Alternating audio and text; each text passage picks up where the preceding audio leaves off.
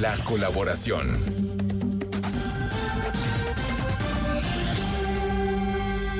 Y así podría decirse que estaría comenzando la guerra de los aranceles.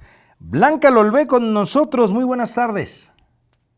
Hola, mi querido Jonathan, audiencia, muy buenas tardes. Pues la guerra de los aranceles, que es lo que pretende armar Donald Trump, pero me parece que la respuesta de Claudia Sheinbaum es la respuesta de lo que ella es la representante de un país que es una economía importante en el mundo y que es el principal socio comercial de los Estados Unidos. Mira, Donald Trump desde la campaña, desde antes de ser presidente electo, ya había lanzado de hecho en los últimos días previo a las elecciones, al supermartes famoso ahí en los Estados Unidos, había lanzado esta amenaza y muchos, y tú y yo lo comentamos, muchos la vieron con simpatía, pero sin reflexionar justamente en lo que está señalando Claudia Sheinbaum.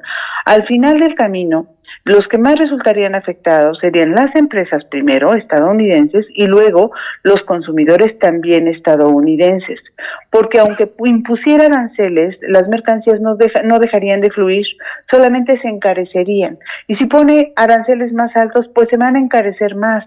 Pero yo no sé cómo relaciona él eso con una posibilidad de resolución de un problema fundamental que es el de la migración, que las cifras de migración de migrantes, por cierto, han bajado, o el de el trasiego de drogas.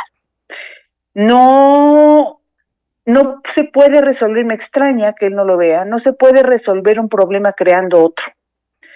Creo que eso es fundamental. Y me parece que Claudia Sheinbaum tiene razón cuando dice, bueno, es que así no se va a resolver el problema, tenemos que llegar a acuerdos y tenemos que hacer luchas conjuntas, cada uno tiene que hacer su parte, pero sabemos que Donald Trump negocia así, que suele poner este tipo de amagos, llamémosle así, sin que lo sea necesariamente, para ver qué logra obtener. Su arte de negociar es precisamente ese, buscar demasiado para ver qué logra obtener. En el pasado, en el gobierno anterior, sí logró obtener una cooperación por parte de México, que nos costó mucho además, para retener a un buen número de migrantes dentro de nuestro territorio y mantenerlos mientras se hacía algo, o para que no fluyeran de manera ilegal y libre hacia los Estados Unidos. Eso fue costoso en lo económico y en lo humano para México. Y fue lo que logró obtener en aquella amenaza que tú recordarás claramente y nuestra audiencia también hizo Donald Trump en su primer periodo. Ahora llega pues con más fuerza porque tiene un legislativo que es en su mayoría de su propio partido. Y sin embargo, pues existe la esperanza de que no tome las decisiones, como nunca ha sido, que el presidente toma las decisiones solo, sino que tiene que contar con el respaldo precisamente del Congreso en su país. Entonces, bueno, vamos a ver qué sucede, hasta dónde logra estirar la liga y hasta dónde logra sostenerse Claudia Sheinbaum en la postura inteligente y de estadista en la que me parece que está. En esta parte que tú nos mencionas, y qué bueno que lo traes a esto en la mesa, que haya iniciado la mañanera Claudia Sheinbaum con esta respuesta al presidente Donald Trump, ¿qué te dice? Que no le quedaba de otra. O sea, que se apresuraron a responder porque además lo que dijo Donald Trump, el post que subió Donald Trump ya fue tarde, fue después de las 6 de la tarde, hora de México. Entonces tuvieron que ponerse a chambear pues en horas de la tarde-noche para, digamos que fue como le llamamos en el ámbito periodístico, un bomberazo, ¿no? Y tuvieron que responder rápidamente y redactar esta carta. Pero no dudo que ya se la esperaban. Y tampoco creo que haya habido de otra. O sea, tenía que hacerlo, tenía que responder de manera inmediata a Donald Trump. Desde luego que hay otros problemas importantes en el país. Tenemos el muy delicado problema de la inseguridad, donde creo que también se está trabajando, pero sí me parece que en materia económica y además por el impacto que causó de manera inmediata en la paridad cambiaria, pues era necesario que ella respondiera, ¿no? Es interesante cómo aparece hoy Claudia Sheinbaum, decide comenzar con la respuesta.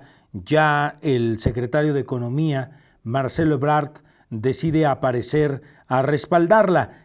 Hasta donde yo tengo conocimiento ahorita, 2 de la tarde con 14, no ha aparecido Donald Trump a responder esta reacción que ha tenido Claudia Sheinbaum. Sin embargo, el que sí se reaccionó desde ayer fue Justin Trudeau, que menciona en la prensa internacional que llamó por teléfono a Donald Trump por esta amenaza de aranceles. Él dice que la conversación fue productiva. Sin embargo, pues ya empiezan a mencionar y reportar también que el líder de la oposición en Canadá, pues ha dicho, primero Canadá, señores, y están dispuestos a expulsar a México del TEMEC. ¿Y por qué lo digo esto, Blanca? Porque así como le dijo una cosa en la cumbre del G20, Justin Trudeau, a la presidenta Sheinbaum, 11 horas después nada más llegó a Canadá y dijo, pues ¿saben qué? Mejor nosotros solos. O sea, está teniéndose una guerra de aranceles que cada uno está viendo por su lado nada más, Blanca. Bueno, eso me parece absolutamente natural. O sea, Claudia Sheinbaum tiene que defender pues a México. Sí. Justin Trudeau pues a Canadá. Y Donald Trump, en teoría, también a los Estados Unidos. Pero, mira, el tratado trilateral tiene 30 años y no ha funcionado mal. Todo lo contrario, ha impulsado la economía de los 3 países. Dudo mucho que sacaran a México. Creo que esas declaraciones provienen de, pues sí, de campañas políticas por parte de Canadá. También hay efervescencia política en Canadá y esto, igual que en el caso de Trump, bueno, pues son declaraciones estruendosas que pueden generar simpatías o por lo menos bastante ruido en las redes y en los medios de comunicación y eso les genera ciertas simpatías a quienes hacen ese tipo de declaraciones. Oye, es muy raro el comportamiento en efecto de Canadá, que siempre ha sido como mucho más diplomática, más discreta y demás, pero es que la política a nivel internacional está cambiando a ser una política pues más estruendosa, y debo decir también que no necesariamente de más nivel, y es que así están ganando votantes los diferentes políticos de los distintas representaciones políticas en los diferentes países, ¿no? Uh-huh. Entonces, bueno, la política, el modo de hacer política o de hacer campañas también está cambiando y Canadá, que siempre había sido más discreta, pues no se escapa a estos cambios, ¿no? Que ya se había notado en el pasado, en su campaña anterior, pero ahora, bueno, es tiempo de subrayarlo también. Están en campaña, tienen que hacerlo, pero dudo mucho que pasen a los hechos. Viene la revisión del TEMEC, se tiene que hacer, por supuesto, pero dudo mucho que México, que es el principal, esto está muy sobado, pero es real, el principal socio comercial de los Estados Unidos vaya a salir del TEMEC.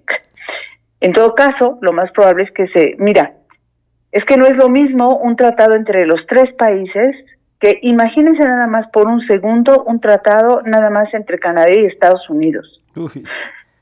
La limitación, o sea, la cantidad de productos que se podrían intercambiar entre esos dos países con libertad, porque eso es lo que hay, libertad de comercio a través de estos tratados, se reduciría muchísimo, porque hay mucho más comercio por parte de México.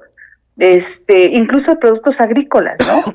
Entonces no les conviene, parece que están amenazando, pero no van a poder cumplir sus amenazas, en el caso de Trump. Claro. Y en el caso de Canadá, pues son nada más promesas estrepitosas de campaña, ¿no?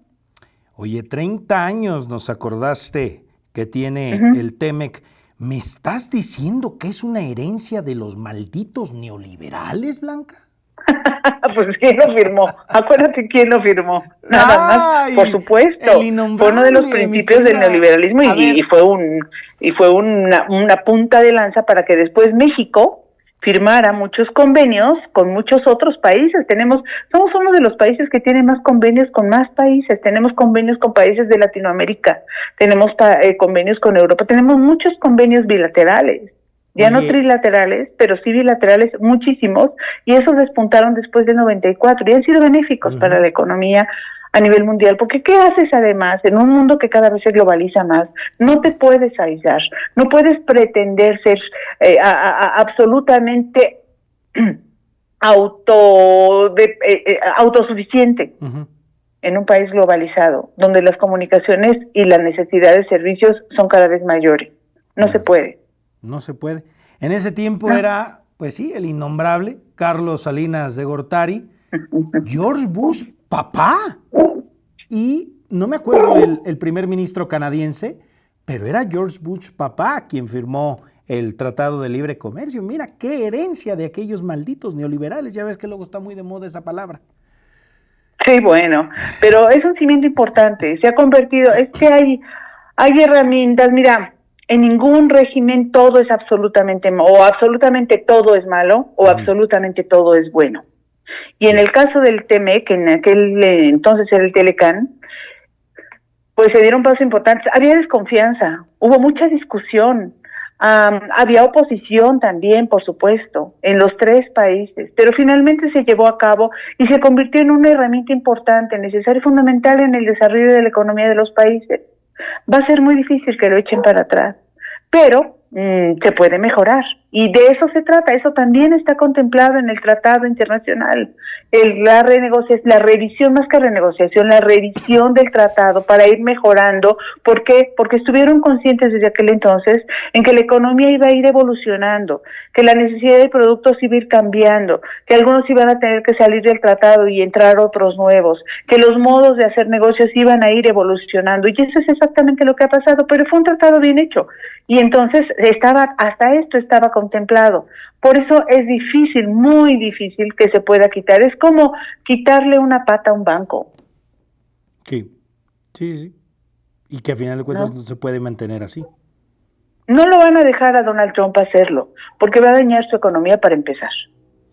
Bueno, pues está muy interesante los coletazos que está provocando esta decisión de Donald Trump de la amenaza de los aranceles.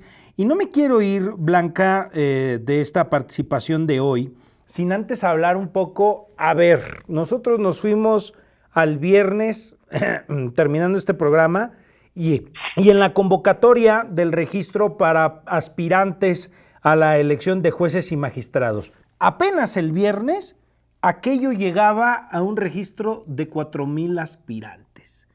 ¿Qué pasó el sábado y el domingo? Que, ¡zas!, así, de la nada, 18,000 aspirantes aparecieron mágicamente. Y hasta decía Arturo Saldívar esta semana, fue récord todo esto. ¿Qué decir de ello después de que en 2 días, de verdad, Blanca, en 2 días, demasiado rápido? Pues sí, fue demasiado rápido.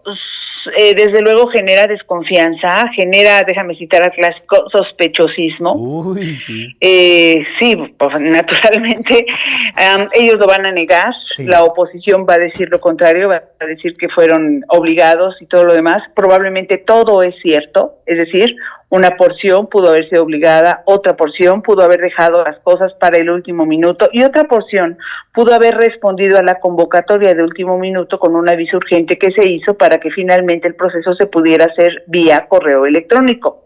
Yo creo que en conjunto de las tres cosas hizo que la cifra se inflara de una manera estrepitosa y exorbitante para cerrar en 49,398 el registro de aspirantes a cargos judiciales. Es el número total. Sí. Entonces creo que fue una combinación de factores que va a complicar todavía más la ya de por sí difícil tarea que tiene en sus manos el Instituto Nacional Electoral para organizar estas elecciones. Y lamentablemente el hecho de que sean muchos tampoco nos garantiza que lleguen los mejores. Pero esto nunca ha estado garantizado, en realidad, desde que se propuso esta reforma judicial. Claro. A mí me llamaba la atención de la nota de reforma que de 9 de cada 10 registros que se dieron en esto, 9 venían por ruta morenista, Blanca. A mí no me extraña, no me extraña en absoluto. Me parece, y esa es precisamente parte de la desconfianza que personalmente y que como yo muchos podemos llegar a tener, en el sentido de que entonces vamos a tener jueces, magistrados y demás con absoluta línea. Si todos llegan por línea morenista, ¿a quién van a servir? Y entonces no vamos a tener entes autónomos y no vamos a tener necesariamente, o sea, nadie nos garantiza que vamos a tener jueces, magistrados y ministros necesariamente no autónomos, porque la palabra le choca a estos gobiernos, al anterior y al presente, pero sí independientes y que estén al servicio de la ley, sino que eventualmente van a estar al servicio de quien hoy está en el poder, que hoy está a quien le sirven y quien los está eligiendo. Híjole, qué manera. Yo nunca voy a olvidar, Y creo que esa frase que dijo don Porfirio Muñoz Ledo cabe mucho, ¿no? Qué manera de legislar. Lo dijo con otra palabrita, pero no puedo decirlo porque es horario familiar, pero qué manera de legislar. Sí, sí. Y lo estaremos viendo en los próximos meses. Eso en los próximos meses. Así lo seguiremos viendo. Querida Blanca, muchísimas gracias siempre. Igualmente, hasta luego, un abrazo. Abrazo hasta la queridísima Ciudad de México y a la queridísima Blanca Lolvé con nosotros. Qué manera de tener las cosas en estos momentos.